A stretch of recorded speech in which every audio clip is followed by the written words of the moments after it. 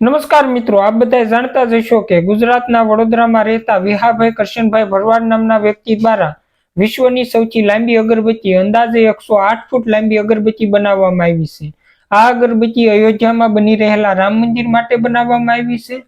આ અગરબત્તી બનાવવામાં તેમને અંદાજે 3 થી 4 મહિના જેટલો સમય લાગ્યો છે.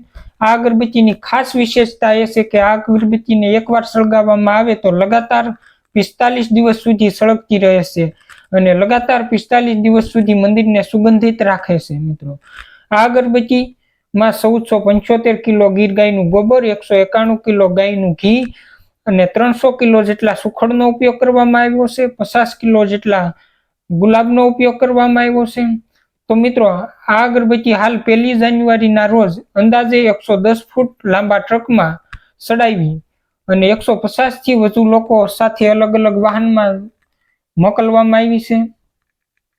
અને હાલ આ ટ્રક સાથે 150 થી વધારે લોકો તેમની સાથે છે અને આ ટ્રક સહી સલામત પોતાના પંથ પર ચાલી રહ્યો છે. ત્યારે હાલ સોશિયલ મીડિયામાં ઘણી બધી આ ટ્રક વિશે અફવાઓ ફેલાઈ રહી છે.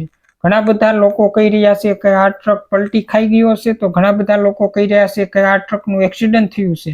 પરંતુ મિત્રો, આવું કાંઈ નથી થયું. આ ટ્રક સહી સલામત તેમના પંથ પર હાલ મુસાફરી કરી રહ્યો છે અને 15 દિવસની સફર કાપી આ ટ્રક અંદાજે 16 જાન્યુઆરીના રોજ અયોધ્યા પહોંચશે અને 22 જાન્યુઆરીના રોજ માનનીય વડાપ્રધાન શ્રી નરેન્દ્ર મોદી દ્વારા મંદિરનું ઉદ્ઘાટન કરવામાં આવશે. તે સમયે આ અગરબત્તીને સળગાવવામાં આવશે અને આ અગરબત્તી 45 દિવસ સુધી મંદિરમાં સળગતી રહેશે.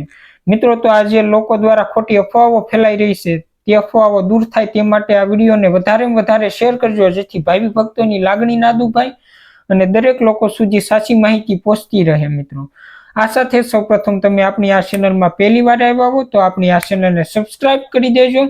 વિડીયો જોવાની મજા આવી હોય તો આ ચેનલને લાઈક કરજો અને પોતાના મિત્રો અને રિશ્તેદારોને શેર કરજો. ચાલો મળીશું નેક્સ્ટ વિડીયોમાં. જય માતાજી, જય ભવાની.